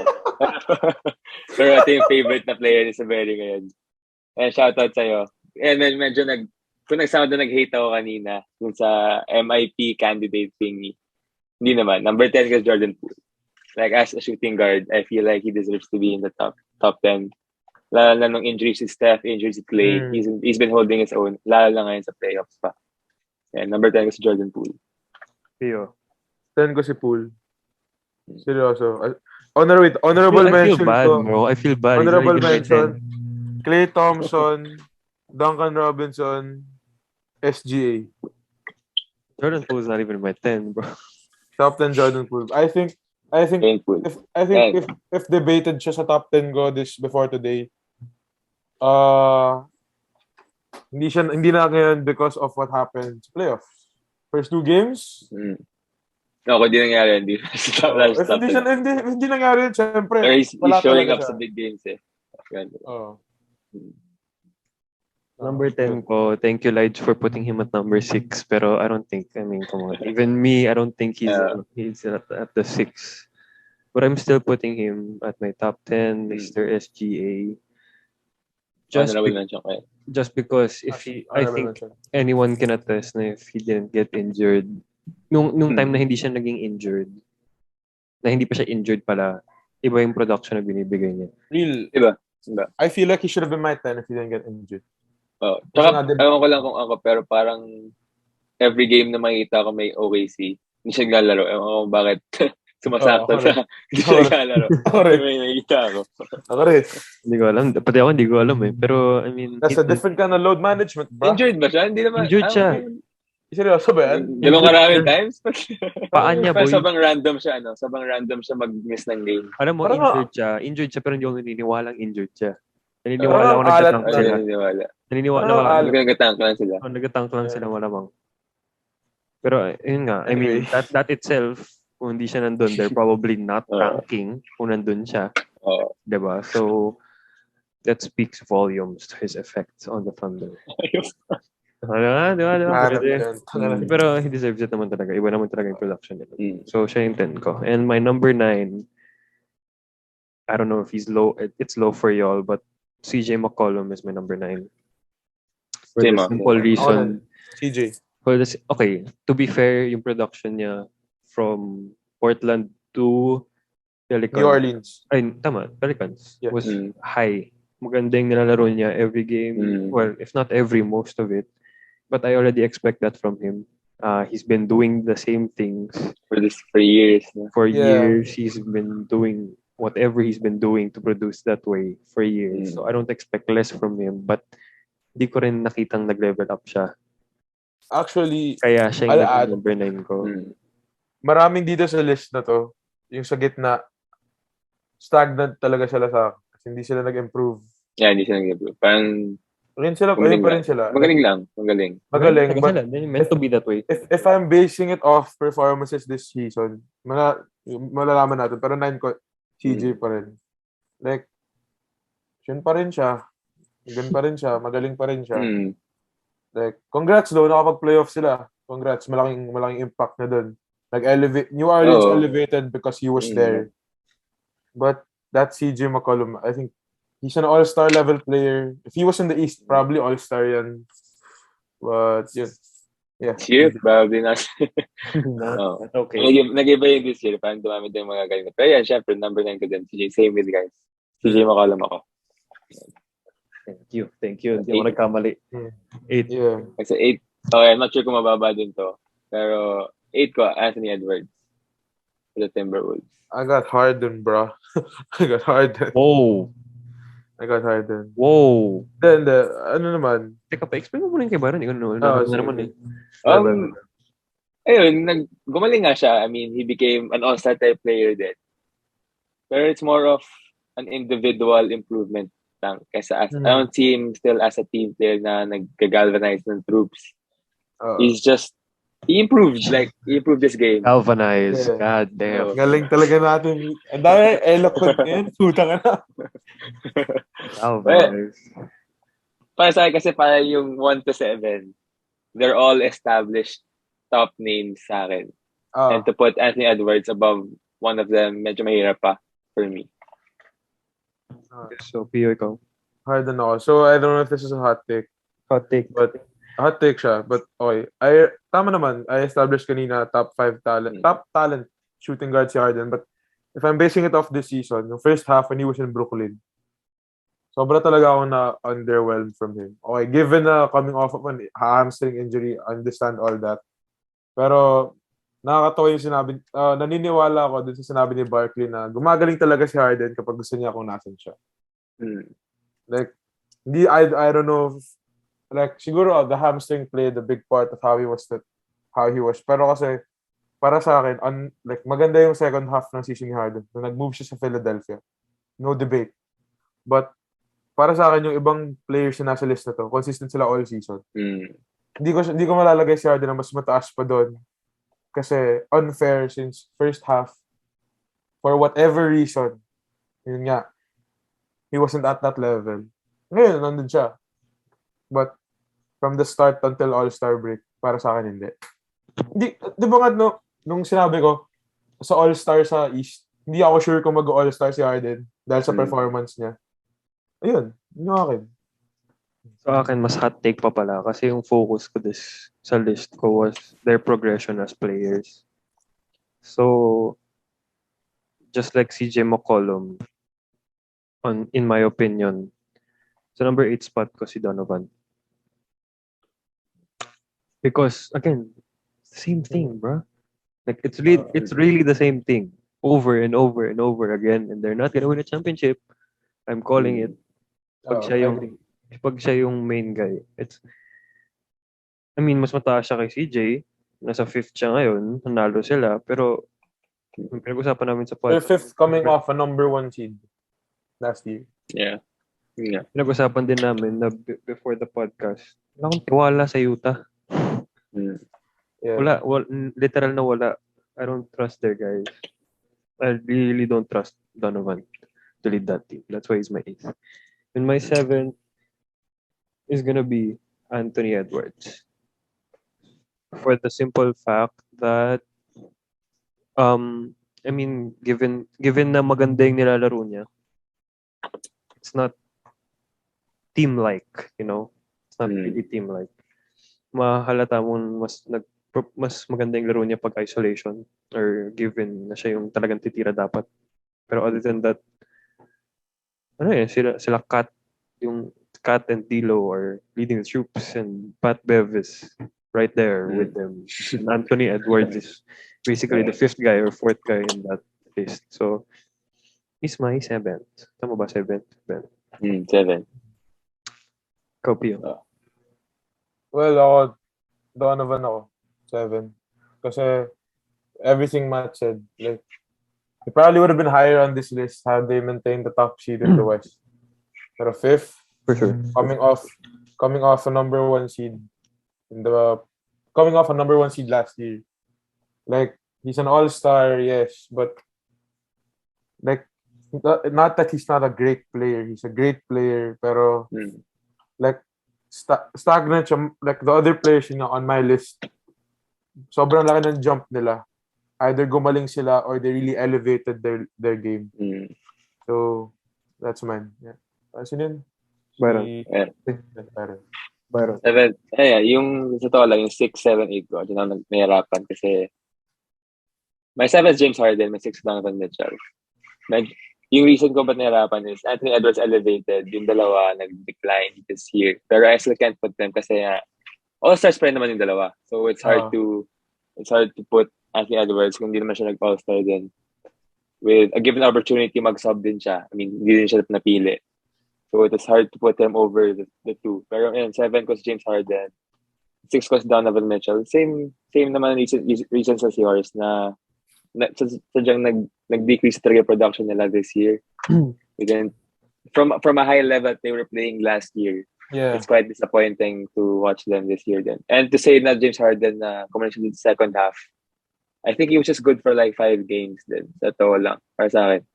He was really just good for 5 games. Na gumalik siya sa, I think siguro nung kalaban nila Nets, biglang bumaba na yung production niya ulit after nun. So, it's hard to put them back sa top 5. So, yun yung 6 and 7 ko. So, 6 mo, Pio. Tyler Hero. Explain, bro. Tyler Hero, if we're talking about elevating his game, last year, pinagtatawan siya. Di ba, nauso yung sa kanila ni Duncan Roy, yung Bubble Boys. Wala sila Bubble Boys. Ngayon, he's proven. Proven na talaga siya ngayon as a player. I think he's established na hindi scrub yung finals nila noong 2020. I think magaling talaga yung in-improve niya. He elevated start to finish. Actually, up to now in the playoffs, makita mo talaga yung improvement niya. Yeah, yan. Leuterio. And he's, unlike a lot of the people in this list, in line siya for an award for his improvement. Yun nga, most improved. He'll probably win it. Matt, 6. 6 na, ko. diba? Yeah, 6 ko si Harden. I expect more from him, but again, he's aging, so I really can't say much about that. But I do feel that the guy over him has been consistent, which is Tyler Hero. He's my number 5. Based on the reasons na sinabi ko kanina kung bakit siya 6 man of the year. Great impact for a team that's in the number 1 seed. Byron, takang-taka sa sinabi ko. Hindi, kasi may 5 ako, wala sa Leuterio, so I'm not... Really? Yeah, wala sa Leuterio sa akin. I probably didn't put someone in your list that's not on mine. So, let's see. Ako din. Hindi. Siguro. Pero, Probably hindi ako nalagay sa listahan. Ako din. Go ahead. No, I mean, I think compared to the other positions naman, shooting guard siguro yung pinakamahirap. Maraming may-miss out sa shooting guards. Maraming mamimiss out kasi maraming nag-improve, maraming nag-decline. Maraming mataas ang level of play. Include mo na rin dito yung sinabi ni Samson na Desmond Bain is a top 10 shooting guard right now. Lahat na talaga ng sinabi ni Samson. Wala gagawa. Para he's still here. Pero yun, marami talaga. Loaded. Really loaded. 5 mo ba? 5 na ba? Diba? 5 na? 5. 5 ko si Levine. Zach Levine. All-star siya. Kaya tataka kasi lahat ng... Oo nga, teka parang natataka ako ngayon. All-star. Hindi nalagay sa listahan. Kung may nilagay ako sa... Kung baka tingin niyo small forward sila. Ganun. Kaya tataka. May Edwards ka sa list mo? Ako? I already said you 7. Parang iba yung atin. Oo nga, who the hell did we miss then? May Edwards ka, Pio. Ako wala. Ayun, baka pares kami ni Pio. Wala akong Edwards. Kasi may Edwards ako yun yung kaiba sa amin. Tsaka si Hero. Ayun. Wala. Baka ako yung naiba, baka I missed someone. Yun kaya nataka. Kasi sa Efre, para sa akin na dapat, kung hindi top 5, basta top 10. Yun yung tingin ko. Gonna look. Baka may na-miss ako. Hindi ko sigurado. Pero sige, go on. Ayan, 5 ko nga, Zach Levine. Ayan, all-star siya. I mean, we all know that he's a star. He's a proven star now with winning sa Chicago. Pero, yung winning na Chicago, I think that credits more to DeMar DeRozan rather than Levine. Although, I think he's still holding his own as an all-star. I think alam ko na yung next ko. Pero, sige, continue. I think alam ko na yung... Pero, 5 was Levine. If tama yung naisip kong na-miss ko, may dahilan ako kung bakit hindi ko siya nilagay. Sige. Pero hindi na sa forward siya. Hindi. Na-miss mo lang talaga. Well, na-miss, may dahilan ata ako. Kung siya nga to. Levine din ako sa 5. For the same reasons that Byron said. He's been in the Bulls how many seasons na marami alala ko yung conversation pa diba sa kanila ni Booker yung hindi sila playoffs kung empty stats lang. Yeah. But I think it's proven that he's a really good player, but the Bulls are making the playoffs this year in large part to DeMar DeRozan, who I'll talk about more later. But si Zach Levine yung stagnant na magaling pa rin. Hindi yung parang Donovan Mitchell na no hate, but he maintained his good play. Yun na lang. He maintained his good play, which also helped his team improve. Like the Bulls are on a different level this year, but yeah. I think the 4 kasi that I have here, yun nga, all-star sila, pero mas malaki yung roles nila on their respective teams. What number are we on? We're on 4? 5. 5. Si Tyler Hero. Yun, the 4. 4. My 4th is Jaylen Brown. See, this is why I'm so freaking confused who I missed. I have 2 people I see think here. I think I know. Feel ko. Tingin ko din. I have 2 people I see here na probably sila dapat na nandito pero hindi ko alam kung sila dapat. Byron 4 mo. 4. Bago si Matt. Bago. Jaylen Brown din ako. Jaylen Brown. Butler ako. Jaylen Brown ako. Butler ako. May blagada si Matt. Puta, yun na nga. Jimmy Butler ako sa Butler. Si Jimmy Butler yung Butler. 4 ko. Tama ka, Byron. Dapat, akala ko si 3 siya. Sorry. Na-mix up ko. Anyway, kung ganun, tatanggalin ko si McCollum kasi hindi pwede mawala si SGA. Tanong bias yung puta. Ay, hindi pala. Mas tatanggalin ko si Mitchell kasi I don't like him. Yun lang. I don't like him. So, bababa lahat. Jaylen Brown pa rin number 4 ko doon. 4? Hindi. 4 mo si Butler? 4, Jaylen. Oh, tama. 5 ko si Butler. 4 ko si Jaylen Brown. So, bumaba lang lahat. So, si Tyler magiging 6. Yan. Pero 4 ko pa rin Jaylen Brown. Okay, so, god damn. Ba't di ko na... Hi. Okay, number 3, Byron. Wait, wala ba tayong explanation doon? Ay, sorry. Number 4, Jaylen Brown. Well, sa akin kasi yung top 4 ko, all of them are two-way players. Like defense, offense. Really, parang kaya nila parehas talaga. Which I can't say the same for the other 6. And Jaylen Brown is the only player na parang hindi siya yung top guy ng team niya. Like he's the kind of the sidekick for me. It's like Jason Tatum, but he does his role very, very well, and that's why the Celtics are also winning. So, and that's the reason why he's my number 4. Why I placed him there. Jaylen Brown nga ako kasi for the same reason, and he's a big impact for the turnaround, for their wins actually. Kasama na din yung turnaround na ginawa nila after All-Star break. I didn't expect that from him, to be honest. Yeah. Feeling ko average. Pero he went way above average than what I and what I thought he could produce. That's why he's my number 4. Well, 4 kasi Butler. Actually, I think dito talaga ako nahirapan sa ranking between Jaylen Brown and Jimmy Butler. But I put Jimmy Butler at 4 because the Miami Heat success, number 1 sila ngayon sa East. I credit it more to a team effort. Siyempre, Jimmy Butler is their leader, but Heat culture is talagang team talaga sila. No matter who's producing. Compared naman sa Boston na tanggalin mo si Jaylen Brown, wala na talaga. Like, magaling si Jason Tatum, for sure. Pero compared na... So, like, Jaylen Brown may be a sidekick, but I could argue na the impact of his play to the Celtics success is more than Jimmy Butler. Kasi yung Heat, masasabi talaga next man up sila. Ready sila doon. Ready si Spoelstra doon. I don't know how the Celtics are gonna play without Jaylen Brown possibly in the lineup, which is why I have Jaylen Brown at my 3rd. But para sa akin, interchangeable sila. Out of everyone else in this list, I feel like Jaylen Brown and Jimmy Butler are the most... Like, you can go with either one. Kaya. Okay, so number 3 ko is Zach LaVine. I'm putting Zach LaVine at number 3 because nakita rin naman natin yung impact niya as a player since nung siya parang mag-isa sa Chicago. But he's not the main guy for me anymore there. Pero yung production niya ganun pa rin kataas. And nag-i-improve pa siya over the years, which is why he's my number 3, but he can't be my number 2.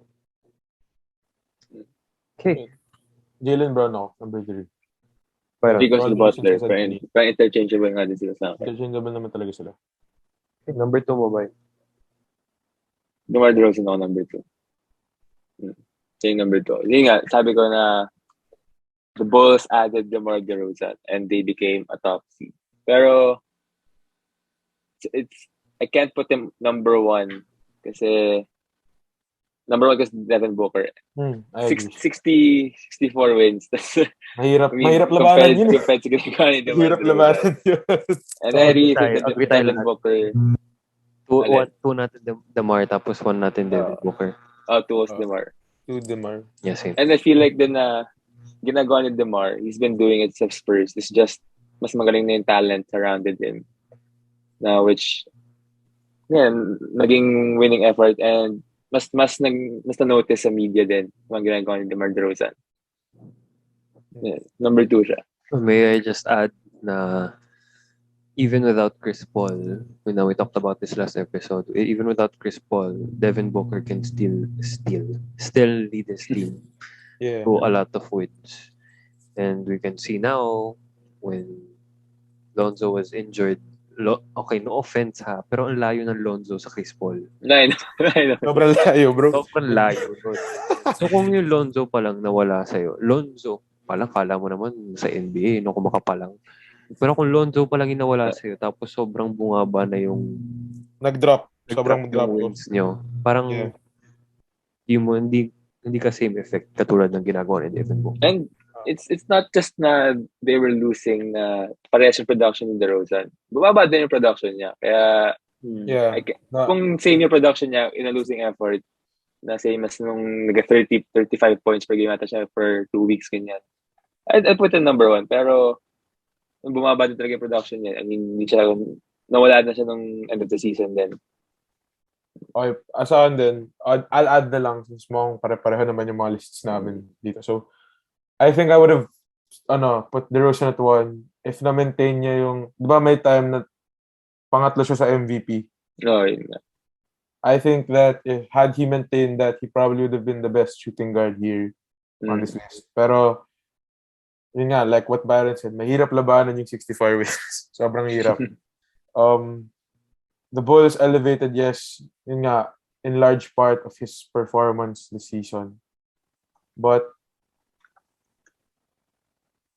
you can't discredit kasi like the difference between yun nga, yung last episode na si Chris Paul hindi yung best point guard kahit sila yung 60 wins. Ma-argue mo na when Chris Paul left nga, magaling pa rin yung Suns. I don't know how the Suns will be without Devin Booker. Lalo na in this playoff run na gusto nilang mag-champion. Like, Chris Paul maybe like the floor general siya mo set up pero si Booker yung go-to guy nila. And Chris Paul is one of those guys that he needs a 1-2 punch with him for him to succeed at a different level. No offense to his greatness. He's Hall of Famer, no doubt. Pero yun talaga eh. May mga players na kailangan ng katulong. Siyempre, floor general ka. Sinong bibigyan mo ng bola kung wala naman talagang go-to guy na kasama? Chris Paul SG. Yeah, di ba? Chris Paul SG. Talaga yun yung hindi ko nasabi yung last episode. Kaya hindi ko pwedeng gawing best point guard si Chris Paul. I don't think that he's the best player on his team. Yun. For me, that's Devin Booker kasi parang siya na yung star nila. They're nakarely. But of course, pagdating ng clutch, Chris Paul will know what to do the best. He's the best leader and the best floor general on the court.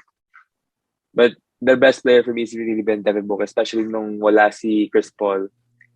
He's been taking more of the scoring, parang ng mga 40-point games, and he's really dominated para matapos agad yung laro. Parang third quarter, tapos na.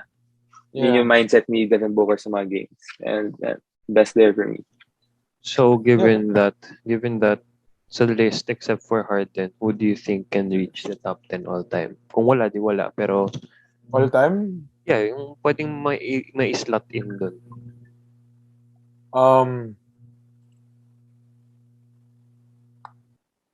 All-time. Well, siguro, bata pa kasi siya. I think he has a long career to go. Pero, si Booker siguro para sa akin. Like, out of all these players, I think he has the best shot at winning a championship this season. Sa lahat na na-mention, like, leading his team, I think he has the best shot. Kasi para sa akin kasi, si Harden kasi is there na. I don't think DeRozan will be elevated to that conversation also. Jaylen Brown also. Devin Booker is already the best player on his team. Devin Booker. I think Devin Booker. Akin, SGA. De joke lang. Devin Booker. Well, mataas hopes ko. Actually, si Butler dapat, pero hindi kasi yung ganun yung hindi kasi ganun yung hit. Pasahan hindi. Okay, makatao. Byron, makatao. I think overrate masyado yung pagtingin kay Butler din sa performance nun sa bubble. I agree. It was para matagal na siya sa NBA eh. Isang taon lang yun na nag-bubble tapos na siya nagpakita. Tapos to say na legacy niya pa naging top star. Parang na-overrate ako kay Butler. Butler is probably, he can be the leader of his team.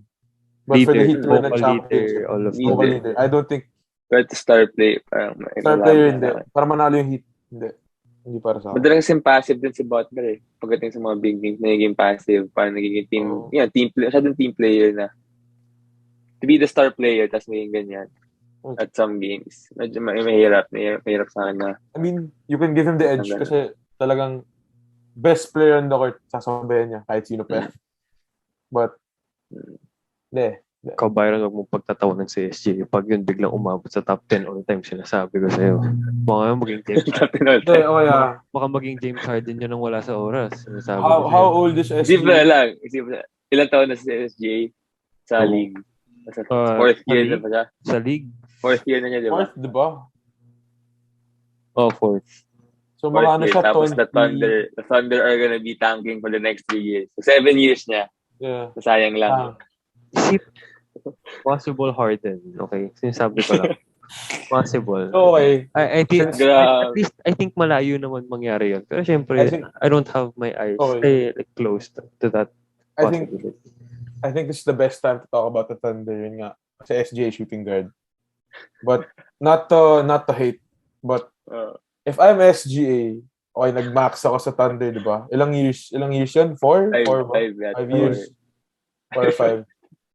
For me, hindi ko talaga alam, like, realistically speaking, if yung end goal niya talaga mag-champion, magkaroon ng playoff success, hindi ko alam kung kaya niyang hintayin the Thunder. Realistically.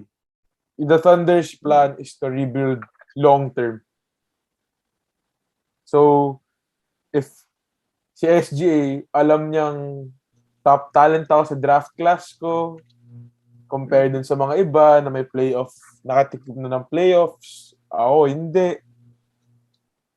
Like, as much as I'd want to see him succeed with OKC, kasi ganun, draft guy ako, hindi ako want to yung pupunta sa malakas na team. But, hindi ko alam kung magsistay siya sa OKC. Realistically, si Giddy feel ko, oo. I think he wanted to be drafted there in the first place. Oo. Pero si SGA, hindi talaga ako sure. I'm a big fan talaga ng SGA. Kung ako sa Thunder, I really want to keep SGA sa team. I feel like he has that kind of potential. I don't think they will. No. I hope they do. Kasi I think yung plan nila parang si Harden, Durant, Westbrook, yung through the draft talaga yung pag-build. I think they just want to replicate that. Time. No, I feel like they'd wanna keep him. The question is he going to stay? Yun talaga yun. Stay yan. Puro max contract ibibigay dyan. Puro max contract yun. Pero I think they're gonna keep him kasi yung mistake nila kay Harden before na pinalakad lang. Tapos naging ganyan level na player si Harden.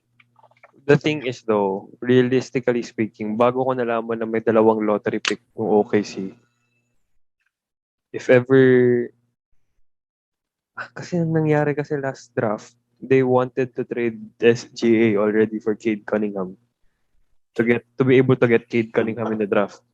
So if you're getting 2 draft picks this year and you'll have 3 top picks in your team, hindi malayo mangyari that you may probably, it's either you try and contend the next year, or if hindi kayo na magko-contend, they will probably trade SGA for someone better.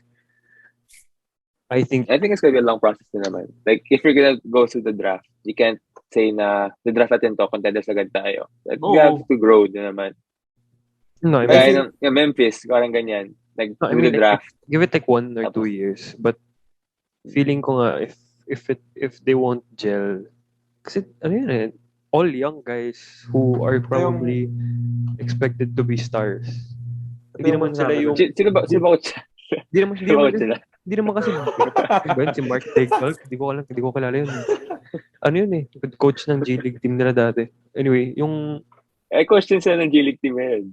G League team. Exactly, ganun din. Pero yung sinasabi ko lang, hindi naman siya katulad ng Memphis na puro top guys from the jump. Like, you're picking all top guys. Sunod-sunod. So, anong ini-expect mo? Pababa yung ego ng isa ng mga yan para lang manalo? Speaking of the draft, if NBA teams naghahanap sila ng parang dati na instant impact player. Ito yung parating sinasabi, matagal na. Sa one and done, lalo na din sa G League Ignite. You won't get a young guy na katulad ng dati na instant impact if they're playing 1 year of college or 1 year in the G League. Unless mga parang Luka Doncic na yan, play lang ganyan. Hindi, pero kasi si Luka, ma-argue mo pa dahil nag-pro ball siya. 16 pa lang. Si Trae Young, kahit pa paano sinabi mo may growing pains pa yan. Kahit pa paano. Naman. Hindi siya katulad ng dati na sina Michael Jordan, Magic Johnson na nagpahinog talaga sa college. Polish na yan pagdating ng NBA. Polish na talaga. Mahirap na ngayon yung... Kasi ngayon kapag sinasabing rebuild, legit, dati rebuild mo, 1 season tank, kuha magaling na player, okay na ulit ako. Yun yung ginawa ng Spurs, kay Duncan, di ba? Team Duncan. Ngayon kasi pag sinasabing rebuild, long process talaga. Yung Detroit, puta ka na, ilang years na yan. Direct process talaga yan. Embiid. Tagal. Yeah. Malay mo, maging ganun, di ba? Embiid was drafted 2013, nag-playoff sila. Hindi, ito, ikaw, Byron, tawa. Malay mo naman talaga, di ba? Hindi mo naman alam kung sino sa mga draft picks na pwede maging next Kevin Durant. I mean, syempre, I'm very welcome to be proven wrong. Hindi kasi, yung problema sa OKC, mahina sila, pero hindi sila pinamahina. So, hindi sila mag-first pick, second pick. Houston is worse than them. They're fourth right now. They're projected to be fourth. Yeah, well, that's still high. They're gonna pick another... Kasi yung makakuha ka ng you're gonna pick another guard. Luka, Jamoran, ganyan. What did Luka go to? 3. 3, yeah. It was 3 and 4 for Tamale. Hindi ko swerte. Johnson, negative on. Okay, like... Oh, yeah, wait. Sige. Pull up nga natin sino yung projected draft na to. Long girls draft this year. Ito lang. Si Banchero lang may paano din eh. Yun. Pero di ako sinanood ng NCAA ngayon eh. Ang hirap kasi pag mas bata na sa'yo eh. Ano tayo ng NCAA? Hindi ka payag. Parang nakakahinayang. Alam mo yun? Parang itong draft na to tayo dapat. Kaya Don't you up. Mas bata sa akin to. Bakit nandito to? Walang ganito. Pangit. Ito. NBADraftRoom.com. Ang mapupunta sa inyo sa shooting guard, si Jaden Ivey. Bakit? Shooting guard pa. Uy, hindi, magaling. Actually, siya yung number 1. Pero bakit shooting guard? Yun lang, di ba? Pero, hindi yung payat na matangkad. Green. Feeling ko ngayon yung pipiliin nila pag mataas. Ewan ko, if mataas sila tangkad nun eh. Kailangan pa naman nila ng big kailangan one talaga naman, pero na-overrate ako. Kailangan nila yun. Mas maganda rin sa kay JRE. Diba yun?